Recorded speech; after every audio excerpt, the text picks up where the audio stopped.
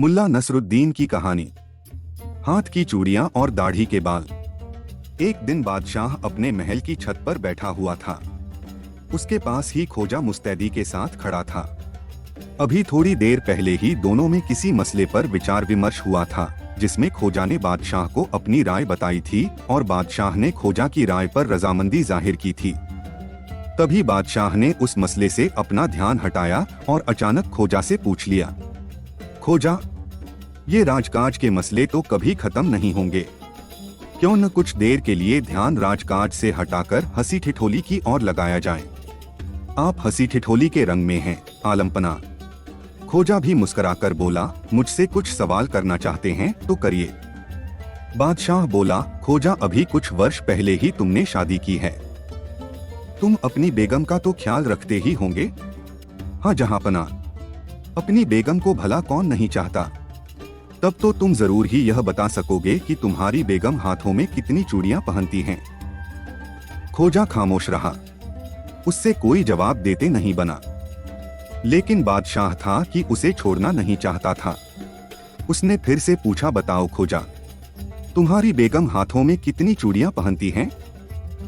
खोजा ने कहा, आलमपना, अपनी बेगम के हाथों की चूड़ियां गिनने का तो मुझे कभी समय ही नहीं मिला। न मैंने कभी उसकी चूड़ियों की तरफ कभी ध्यान दिया। पर मैं आपसे एक बात पूछना चाहता हूँ। हाँ हाँ जरूर पूछो, बादशाह ने आनंदित होते हुए कहा। हुजूर, आप अपनी प्यारी दाढ़ी पर दिन भर में न जाने कितनी बार हाथ फिराते हैं। क्या आप बता सकते हैं कि आपकी दाढ़ी में कितने बाल हैं? खोजा के इस अटपटे प्रश्न से बादशाह बौखला गया। कुछ पल रुककर उसने कहा, खोजा, इस सवाल का जवाब देना तो बहुत मुश्किल है, लेकिन मेरा सवाल आसान है। तुमने जरूर अपनी बेगम की चूड़ियां गिनी होंगी। खोजा ने उत्तर दिया, आलमपना, स्त्री के हाथ की चूड़ियां गिनना भी असंभव ही है। कारण यह कि स्त्रियां अपनी इच्छानुसार चूड़ियां की संख्या घटाया बढ़ाया करती हैं, किंतु जिस दरवाजे की सीढ़ियों से आप रोजाना आया जाया करते हैं, क्या उनकी संख्या ठीक ठीक बता सकते हैं? बादशाह बोला, खोजा, मुझे वह सीढ़ियां गिनने का कभी मौका ही नहीं मिला। इस पर खोजा ने कहा, जब सीढ़ियां जैसी ठोस और निश्चित रहने वाली चीजों की गिनती नहीं की तो फिर चूड़ियां कैसे गिनी जा सकती है?